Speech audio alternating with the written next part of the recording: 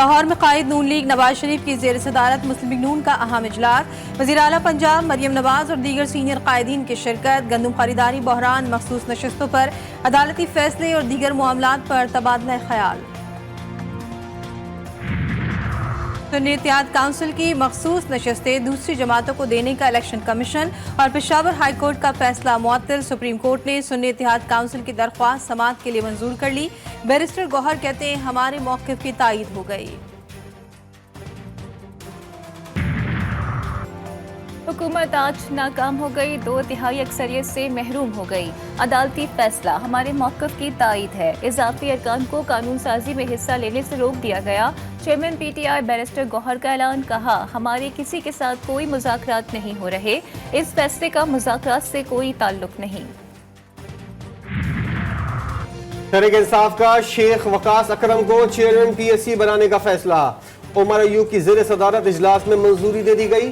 شیر افضل مروت نے معاملہ بانی تحریک انصاف کے سامنے رکھنے کا اعلان کر دیا، کہتے ہیں یہ پی ٹی آئی اسٹیبلشمنٹ کی میرے خلاف سازش ہے، تحریک انصاف سیاسی جماعت ہے، راجواڑہ نہیں ہے، میں اسے ہائی جیک نہیں ہونے دوں گا۔ امریکی سفیر ڈونلڈ بلوم کی قائد حزب اختلاف عمر ایوب سے ان کے چیمبر میں ملاقات، سیاسی صورتحال پر تبادلہ خیال، بیرسٹر گوہر، اسد قیصر اور رؤف حسن بھی موجود۔ عمر ایوب کہتے ہیں امریکی سفیر سے پاکستان میں آئین و قانون کی بالادستی اور معاشی صورتحال پر بات ہوئی، آئین اور قانون کی بالادستی سے ملک ترقی کرتا ہے، یہ بھی کہا کہ اسپیکر اور ڈپٹی اسپیکر کا الیکشن دوبارہ کرانا ہوگا۔ فیض آباد دھرنا کمیشن کی رپورٹ ٹرمز آف ریفرنس کے مطابق نہیں، صوبائیت کی جھلک نظر آئی، سپریم کورٹ کا حکم نامہ، چیف جسٹس کا اظہار برہمی، ریمارکس دیے فیض آباد دھرنا فیصلے پر عمل درآمد کر لیا جاتا تو 9 مئی کے واقعات نہ ہوتے، تحریک لبیک کو کسی کارکن کا ریکارڈ بیان نہیں کیا گیا، لگتا ہے فیض حمید کو بری کرنے کے لیے یہ سب کرنا تھا، سارا نزلہ پنجاب حکومت پر گرا دیا گیا، ٹی ایل پی کو بلاتے ہوئے انہیں ڈر لگ رہا تھا، ان کو بھی نہیں بلایا گیا جن کے پاس سے اسلحہ برآمد ہوا۔ جسٹس عرفان سعادت خان نے کہا کہ ٹی ایل پی کو ناشتہ دینے والوں کو بلایا گیا لیکن ٹی ایل پی کو نہیں پوچھا گیا۔ پاکستان میں بہترین معاشی پالیسیز کی وجہ سے استحکام آ رہا ہے، ذرائع مبادلہ ذخائر میں بتدریج اضافہ ہو رہا ہے، حکومت کا کام پالیسی فریم ورک دینا ہے، وقت آ گیا ہے کہ نجی سیکٹر آگے اور وزراء بیوروکریٹس پیچھے بیٹھیں۔ وزیر خزانہ محمد اورنگزیب کا اسلام آباد میں پاکستان سعودی عرب سرمایہ کاری فورم کی افتتاحی تقریب سے خطاب، کہا ہمیں ایکسپورٹ کو بڑھانا ہے، گزشتہ 10 برس میں ملکی کرنسی میں بھی استحکام آیا ہے، توانائی کا مسئلہ حل کرنے کے لیے اقدامات کر رہے ہیں۔ سعودی عرب پاکستان کو معاشی طور پر مضبوط دیکھنا چاہتا ہے، سعودی حکومت اور کمپنیاں سرمایہ کاری کے لیے پاکستان کو ترجیح دے رہی ہیں۔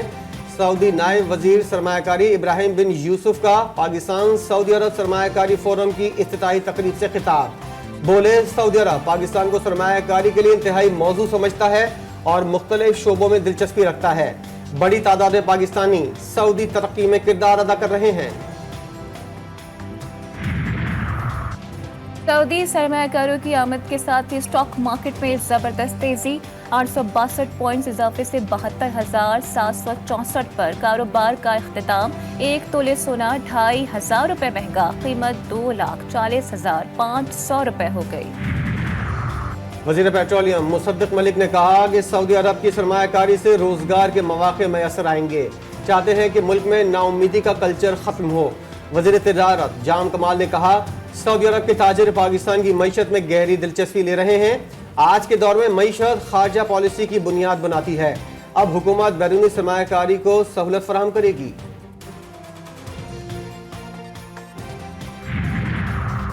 گورنر سندھ کامران تیسوری کی کرسی بچ گئی، نون لیگ کی مکمل حمایت کی وجہ سے کامران تیسوری کو کام جاری رکھنے کا گرین سگنل مل گیا، خبریں گرم تھیں کہ گورنر سندھ کو تبدیل کیا جا رہا ہے۔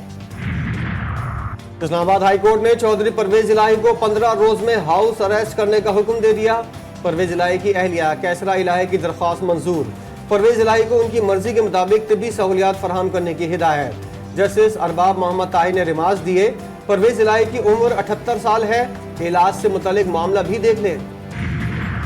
اور لاہور میں T20 ورلڈ کپ کے لیے پاکستان ٹیم کی کرکٹ کی رونمائی، chairman P C B Mohsin Naqvi مہمان خصوصی تھے، تقریب میں بابر اعظم اور سینئر کرکٹرز کی شرکت۔